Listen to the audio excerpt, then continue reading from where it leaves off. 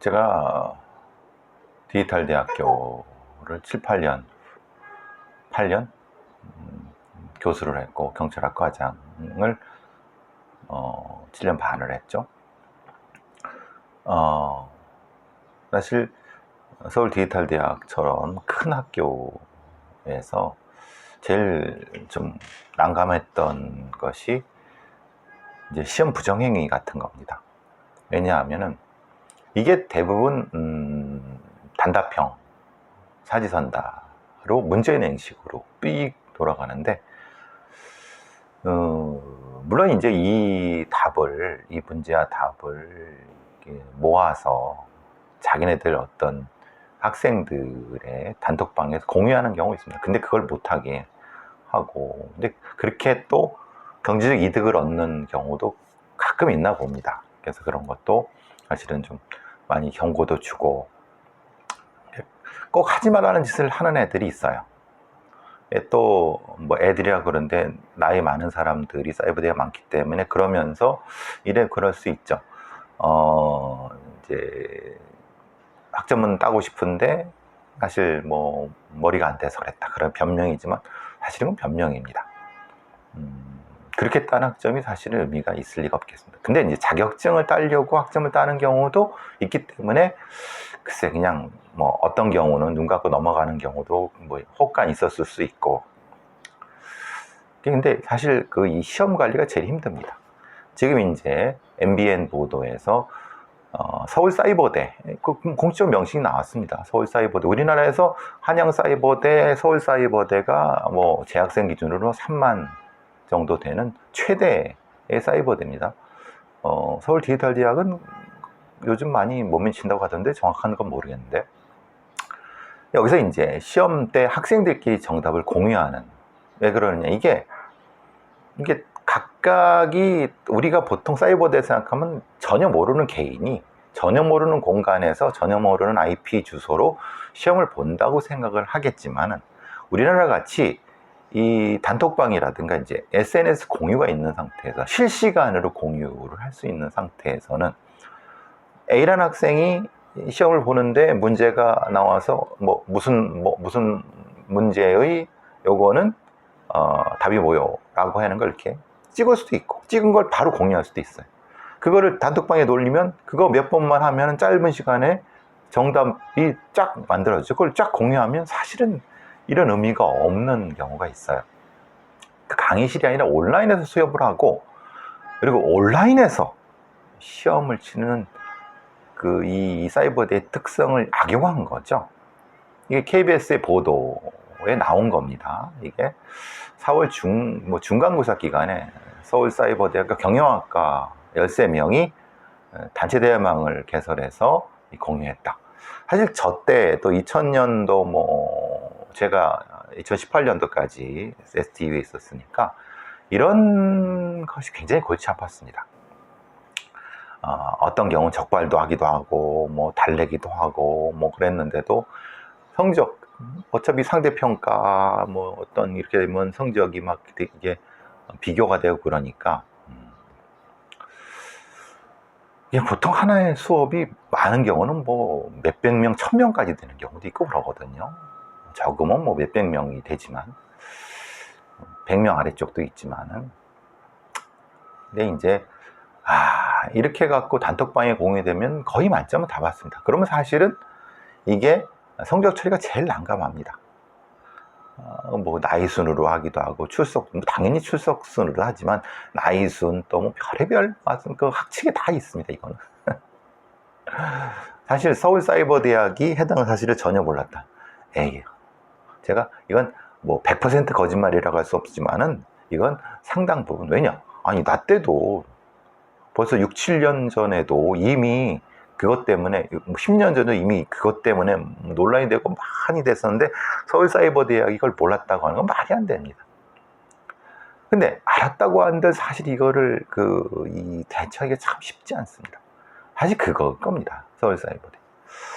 제가 이제 사이버대학에 또 혹시 인연을 맺을 수 있을 것 같기도 한데, 그럼 이제 그렇게 하면 되겠죠. 주관식으로 아니면 뭐 이렇게 서술식으로. 그럼 그거 가지고 이제 이게 왜 몇 점이냐라고 또 물고 늘어지면 소송까지 걸리는 경우도 있습니다. 그래서 사실은 문재인 행식에 사지선 단답형을 하는 이유, 오지선 단답형을 하는 이유도 바로 그것 때문이라는데, 우리 한국 사회에서 미국식의 커뮤니티 칼리지와 좀 다른, 사실 방송통신대학이지 않습니까? 그것과 조금 다른 형태의 사이버 대학, 디지털 대학 운영되면서 나타나는 어떻게 보면 불공정, 부정인데, 이거를 사실 잡내기가 쉽지 않습니다. 제가 몇 년 동안 그 학과장을 하면서 이 고민했던 사항이 아직 떠올라서 옛날 생각이 나서 한번 봤습니다. 오늘 사실 다루려고 했던 내용은 이겁니다. 집행유예 기간 중에 불법 촬영, 한 30대 남자. 근데 이놈은 동정정권만 사범이에요. 그것도 집행유예 기간이었어요. 그러니까 이전에도 불법 촬영 아니면 이제 몰카 촬영을 했다가 걸려갖고 집행유예 받았는데 또 걸린 거예요. 그게 한 번이 아니라 4번이에요. 그러니까 정가 사범에, 그러면은 사실 처음에 걸렸을 때 얘의 성향을 정확히 파악해서 엄중하게 처벌을 했다고 하면은 사실 두 번째는 그 범죄성이 떨어졌을 수도 있어요.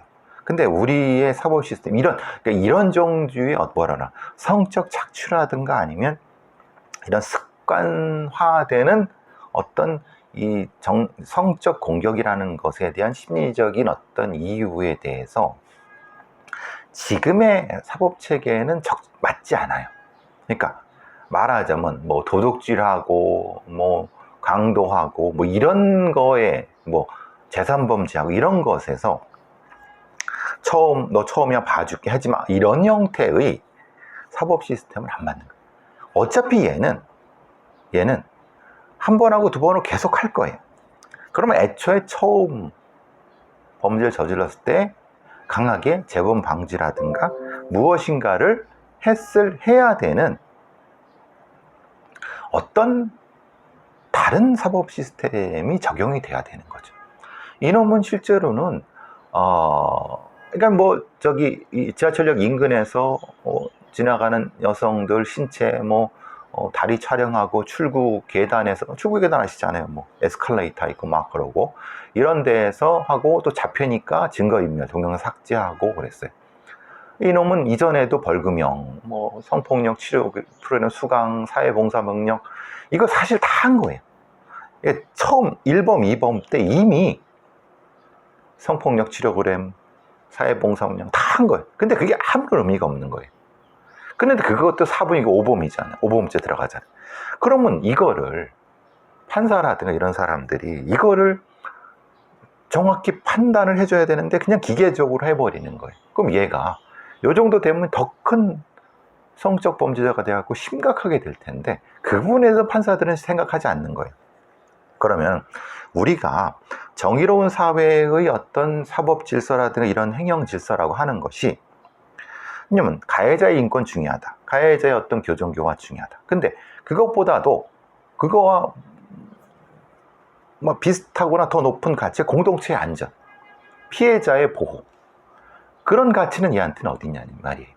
얘는 어차피 1범, 2범, 3범, 4범에서 더 높고 더 정교하고 더 위험한 범죄자가 계속 될 텐데, 검사나 판사 애들은 뭐 그냥 뭐 얘가 뭐 1범이든 2범이든 뭐 형량이나 좀 올려주고 뭐 말고, 이 범죄자는 계속 더 위험한 범죄가 더 되는. 경찰은 뭐 사실 그래서 미국에서는 이런 형태의 어떤 상습적이고 위험한 연쇄성 범죄자를 별도로 관리하고 리스팅해서 이 재범 방지 처벌하는, 왜 그게 필요한지. 그러니까 정의라고 하는 것이 진짜 한국 사회에는 진짜 그 범죄자들의 천국이라고 하는 것이, 단일 가해자가 단일한 범죄를 하는 것이 계속 반복돼도 아무런 그 다음에 것이 없어요. 이게 이제 독재 정권을 겪으면서 뭐 사실 미국은 그런 일이 없었나요? 그러니까 사실 이거는 소위 가진 자들, 기득권을 가진 자들은 별로 이런 애들을 맞닥뜨릴 일이 없죠. 일반 서민이라든가 시민들, 이런 힘없는 사람들이 이런 성범죄자들이나 폭력범죄자를 맞아서 결국은 몸으로 부딪혀야 되는, 공권력은 아무런 도움이 안 되는 이런 놈들이 사진 찍고 다니고 이거 팔러 다니고 사이버상에서 막 중대한 범죄자가 됐을 때 또 실제는 공권력은 아무런 역할을 못하는. 그럼 국가가 왜 필요하죠? 네? 국가의 공권력은 왜 필요하죠? 이런 놈들이 이런 놈도 오히려 더 위험한 범죄자로 이렇게 더 고무시키는 시스템은, 이게 심각하게 우리나라의 어떤 법무부라든가 아니면 사법부에서 심각하게 고민을 해요. 그러니까 판사들은 그래, 니들 잘못이 아니야. 니들은 그냥 앞에 있는 대로 그냥 뭐 방망이 두드리는 것밖에 없어. 적어도 그러면 사회의 정의를 수호한다고 법무부라든가 이런 데는 왜 이런 거를 안 할까요? 뭔가 심각히 결여가 돼 있는 거예요. 이런 소리를 벌써 몇 년째 이렇게 떠들어 댑니까? 이게 참 갑갑한 부분 아니겠습니까?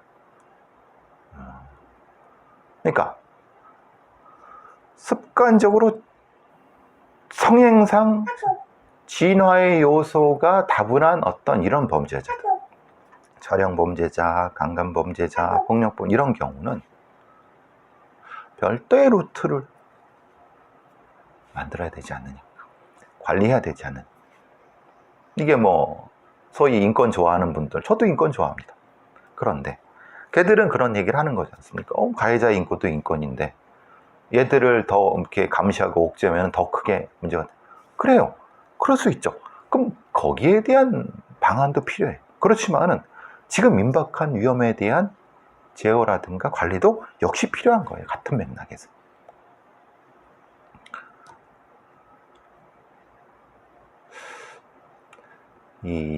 사실 뭐 저도 이제 뭐 나이가 더 들고 그러면 뭐 이제 저는 이제 요 한 후에 사이버 대학에 인연이 있으면 그거 좀 열심히 만들고, 뭐 인연이 안 되면 뭐 끝이죠. 그것도 제가 뭐 미련을 두는 것도 아니고, 거기 뭐 안 가면, 뭐 안 불러주면 안 가면 되는 거고, 제가 쓰고 싶은 책 쓰고 또 제가 하고 싶은 방송 할 때까지 하고, 그러면서 이제 귀촌이라든가 이런 거 좀 하면서 이렇게 좀 살다가 거기서 그냥 갑자기 죽으면 또 땡큐고, 또 혹시 그러다가 요양원이라고 가게 되면, 이제 이런 요양원 가게 되면 아주 지옥이죠, 지옥.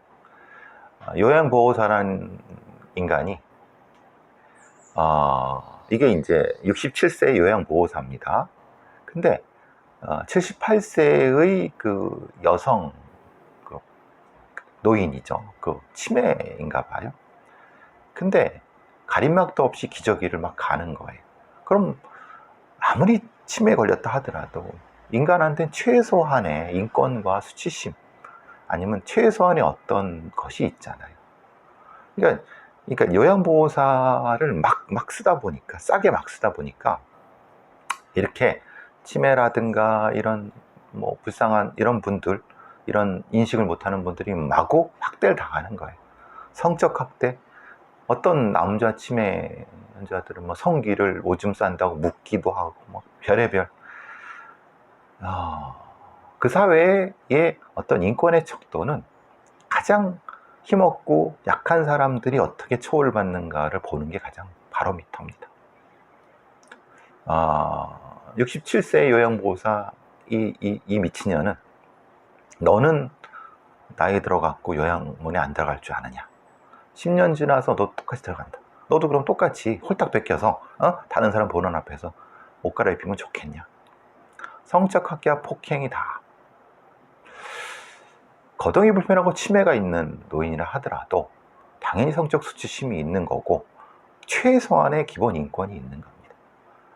근데 이런 일이 계속 반복되고 있죠. 어린이집에서의 어린이집 교사의 학대, 이 요양병원에서의, 요양원에서의 요양보호사들의 학대.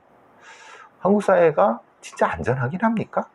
한국 사회가 힘있고 뭔가 가진 자들한테는 안전하지만 힘없고 불쌍하고 누가 도와주지 않는 사람한테는 더없이 착취적인 그거 아닐까요? 제가 잘못 알고 있습니까? 우리 사회가 어쩌다가 이런 지옥이 됐을까요? 원래 지옥이었나요? 우리가 몰랐던? 원래 지옥인데 그냥 TV 드라마나 정치 쓰레기 정치인들이라든가 이런 것들이 막 그 언론으로 좋은 거 떠들고 그래서 그런가요? 잘 모르겠습니다. 여러분 그 알박기라는 거 아시죠? 해수욕장 좋은데 가보면 계곡 같은 데 가보면 어느 텐트가 쳐져 있는데 안에 사람이 없고, 해수욕장도 텐트 있는데 아무것도 없고, 어느 저기 시골 같은 데 가보면은 굉장히 뷰가 좋은 데인데 뭔가 이렇게 텐트라든가 뭐가 있고, 알박기입니다, 알박기. 근데 그거를 함부로 치울 수가 없어요. 왜냐? 그 사유재산이라고. 남의 공유지나 사유지에 있다 하더라도 함부로 못 치워요. 그것도 웃긴 거 아닙니까? 어떨 때는 사유재산, 어떨 때는 굉장히 엄정한 법 집행 이지랄 하면서, 그 사랑의 무슨 교회? 어디가 그 알박기 했는데도 법적 집행도 그렇게 못하고.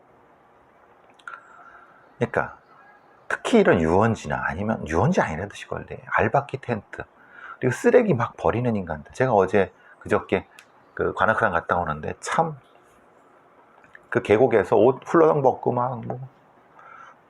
낯살 처먹은 새끼들이 참 그 낯살 처먹은 쪽팔리지도 않는지 그 어린애들, 그 여성 그 등산객들 다 보는 데서, 하여튼 그 나이를 89살 처먹어도 100살이 처먹어도 그 인간 구실 못하는 인간들 있습니다. 반대로 나이가 어려도 인간 구실 잘하는 애들 반대의 경우도 많죠. 또 나이 든 사람이 또 나이하고 상관없이 또 점잖고 또 굉장히 사회적인 어른 구실하는 사람도 있습니다. 역할을.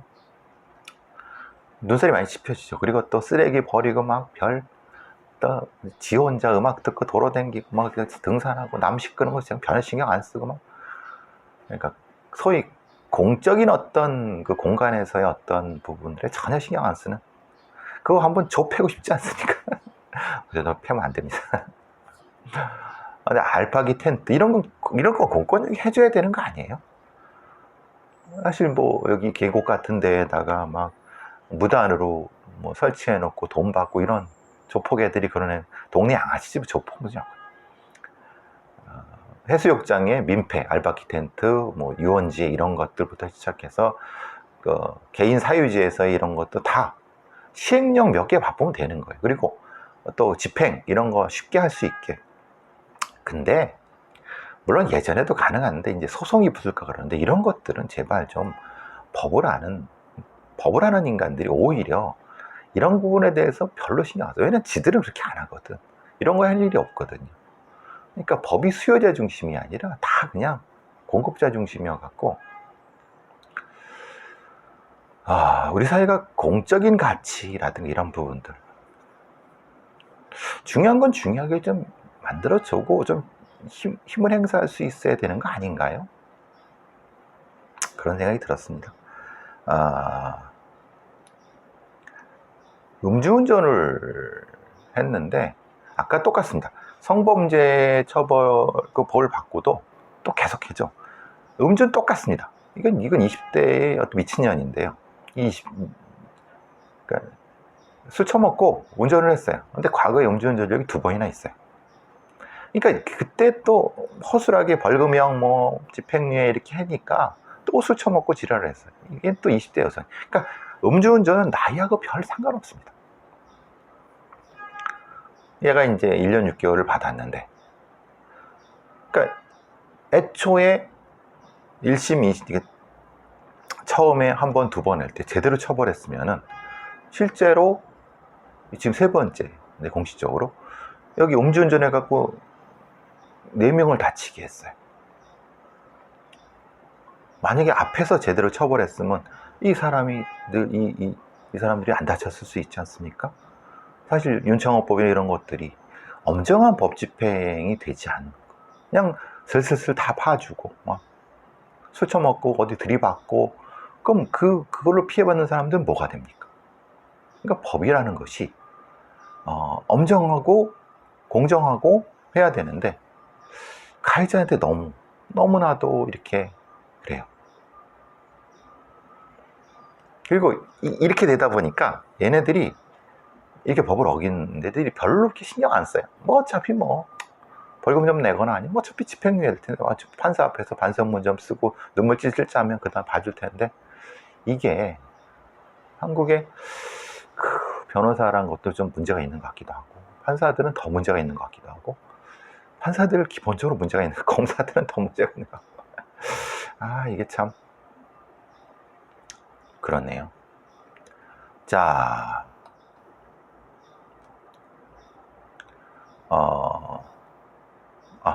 제가 또 11시에 인터뷰가 있어서 오늘 두 번째 여기까지 하도록 하겠습니다.